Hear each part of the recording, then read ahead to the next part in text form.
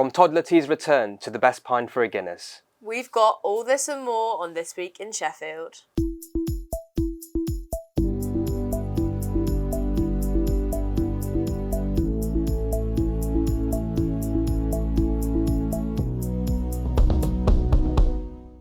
Welcome back to This Week in Sheffield. I'm Thea. I'm Orko, and this week we're bringing you the top stories surrounding Sheffield's universities and beyond. Here are today's top headlines. World-renowned DJ and producer Toddler T came back to Sheffield to share his wisdom with the next generation. 2 Sheffield pubs have been recognised for pouring the best pints of Guinness in the UK. The Christmas Tree Festival is underway at Sheffield Cathedral, with several charities decorating a tree each. The cathedral has also been hosting a community chatter group to combat loneliness during the festive period. Also coming up, we have this week's sports and weather updates. Emerging musicians in Sheffield have been getting tips from industry professionals on how to break into the business. Sheffield's own legendary DJ and producer Toddler T, who's worked with some of the biggest names in world music, returned to the city where it all began to share the secrets of his success and inspire the next generation of creatives through an exclusive Q&A. The event was held at the Steamworks in Highfield, and I went along to find out more. For the young musicians in this room, talent isn't the problem. The challenge is structural. Over half are now forced into a portfolio career, relying on outside income, which creates the core obstacle of time and access to opportunity. These obstacles are persistent. 46% report cost-related barriers, including equipment and transport, while 36% report having no clear route for career progression. Navigating that landscape requires more than just talent. That's why Sheffield's own Toddler T returned home.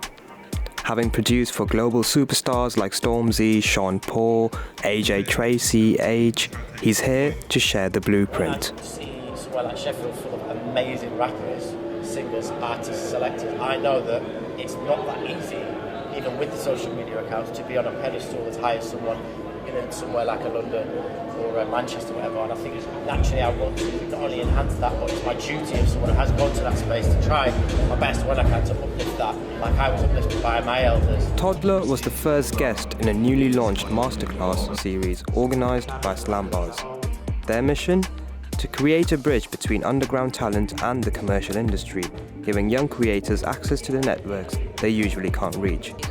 And they've already been working with Toddler behind the scenes. I just want people to take away like how nuanced things can be. So I'm saying it's not the case of you release a track and it can go. I want people to feel like it's linear. It's reeling up. So Toddler T is obviously the man, you know what I'm saying? Sheffield great, so yeah man, it's good to have him. The energy here is absolutely palpable. For many of these young artists, the music industry is something that exists outside of Sheffield, and that's exactly what this masterclass series is trying to fix. By bringing Toddler T back to Sheffield, Slambars isn't just offering inspiration, they're giving the keys to the door to the next generation.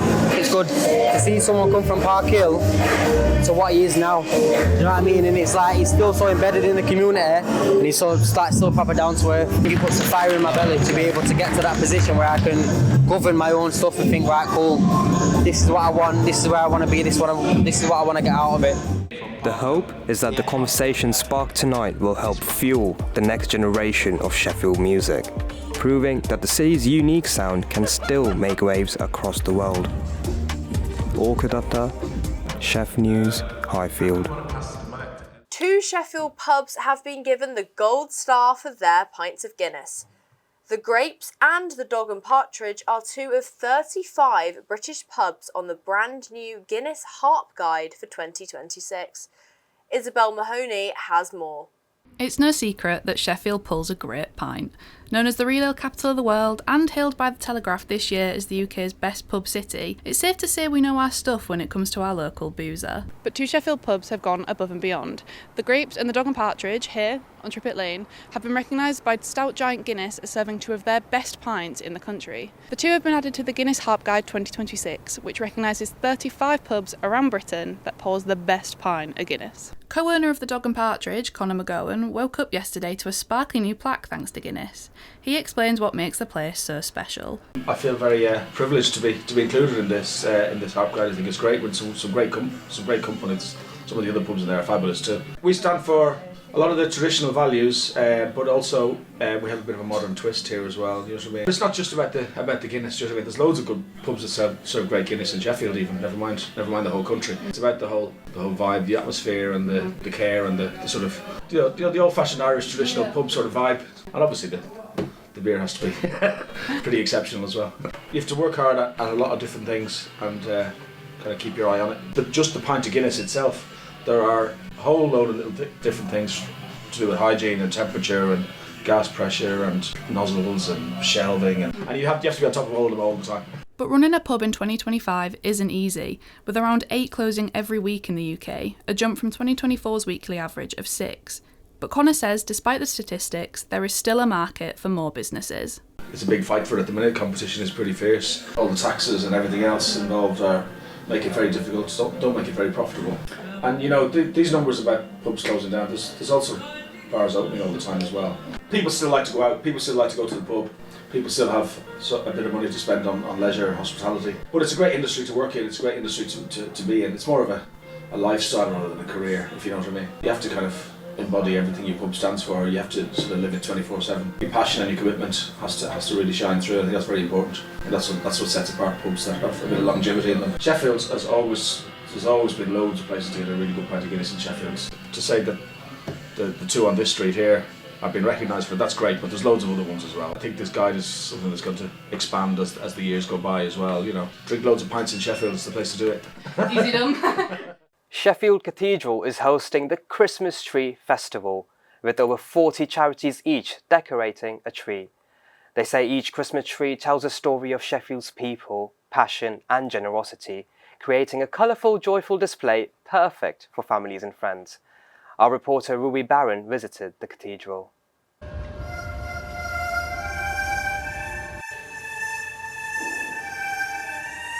I'm here at the Sheffield Cathedral for the Christmas Tree Festival this year. Multiple charities have come together to decorate a tree to celebrate the community coming together over the festive period. The exhibition will be open until mid-January, so come and have a look. So the trees themselves range from groups you might expect, like the WI or the Mothers Union and people like that, to some of the lesser known charities, the Luke's Books one over there, which is just a lovely, very moving charity giving books to very seriously ill children.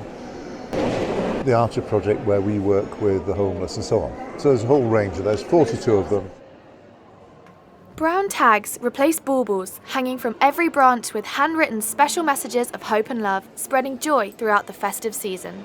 This is Ruby Barron at Sheffield Cathedral. Now, the cathedral also hosts a chatter group every Wednesday to create a space for people to meet new friends and socialise, especially during the hard months of winter. The community group aims to combat loneliness and build a sense of camaraderie between Sheffield's locals.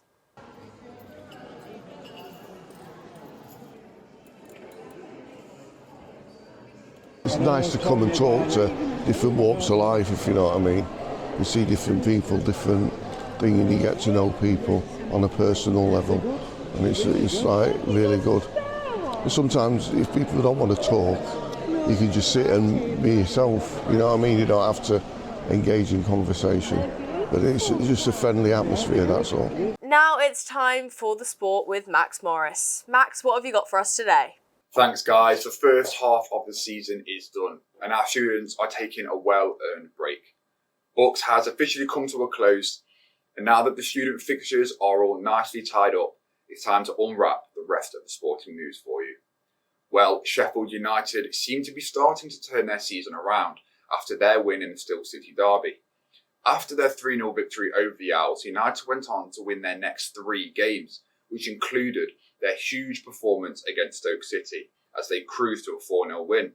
Since the local derby, the Blades have taken 10 points from a possible 15, and they currently sit 18th in the Championship, 4 points above the relegation zone.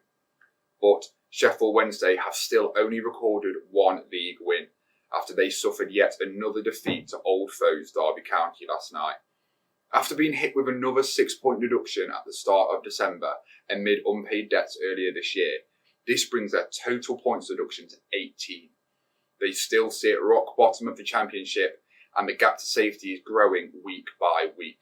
They're 29 points from safety, and anyone that knows football knows that the Owls will be wishing for a miracle to save their season. In terms of updates on their pending takeover, we can bring you the latest. It's been reported only yesterday that Begbie's trainer, the administrator of the club, has selected 3 parties to be a part of the final rounds of negotiation. Those 3 names are former Newcastle United owner Mike Ashley, multi-billionaire US businessman John McAvoy, who has been backed by the Storch family, and ex-poker player James Board, who already has shares in football clubs in Bulgaria and Spain. More updates are expected in the coming days as the administrators hope to announce their preferred bidder before Christmas. And on to basketball now. Sheffield Hatters have qualified for the Betty Cadona Trophy final. They went toe-to-toe with a strong Oakland Wolves side who put Hatters through their paces in the semi-final for the ages. Our reporter, Zach Hughes, was at Cannon Medical Arena. Wow, what a game. And the Sheffield Hatters have booked their place in the Betty Cadona Trophy final, with the scores finishing 81-77. Now let me tell you, this game went to the final whistle. Oakland almost brought it back, but narrowly missed out, only by 4 points. Sheffield Hatters will be facing either Essex Rebels or Caledonian Gladiators in the Utility Arena in Birmingham on the 1st of February. And Sheffield Steelers have cut ties with Canadian forward Cliff Pugh, who only signed for the club earlier this summer. The club released a statement saying that the decision has been made in line with its club's conduct policies and that they won't be making any further comment at this time. The forward scored 19 points in 28 games for the Steelers. Now that's all from me. I've been Max Morris. Back to you in the studio. Thanks so much for that, Max. It's now time for the weather. Tasia, any Christmassy weather on the cards? If you were hoping for a white Christmas, I'm sorry to disappoint. There's been no snow as of yet, but we're still crossing our fingers. Instead of snow, we have a lot of rain coming through, which it has been for the past couple of days, and it's going to continue to be so on the lead up to Christmas. Throughout Sheffield, it's going to be a bit of a seesaw with the weather between some dry breeze and some rainy showers. So just keep your umbrella on standby because you never know when you're going to need it. As we head over into the weekend, it's going to get a bit more cloudy and muggy, so just be in mind of that. And on the run down to Christmas, it should get a little bit more frosty, so hopefully that brings some snow. Whilst you can't expect a white Christmas as of yet, you can definitely expect a foggy one. That's all from me. Hope you have a wonderful holiday and we'll see you back in the new year. Thanks for that, Tay. Well, this is our last episode before the holidays, so we hope you all have a wonderful Christmas break.